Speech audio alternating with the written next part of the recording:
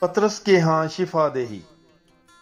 مقدس مرکز کی انجیل، اس کا پہلا باب 29 تا 34 آیات تک۔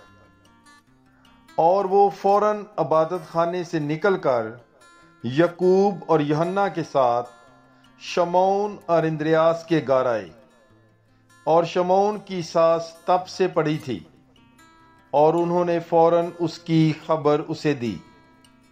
اس نے پاس جا کر اور اس کا ہاتھ پکڑ کر اسے اٹھایا، اور اس کی تپ اسی دم اتر گئی، اور وہ ان کی خدمت کرنے لگی۔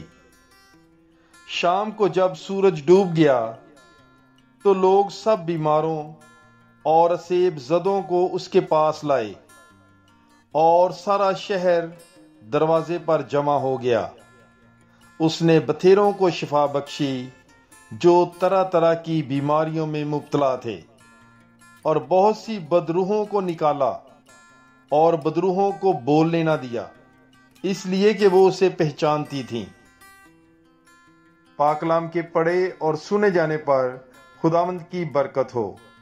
خدا کا شکر ہو۔ God bless you. Bible is life.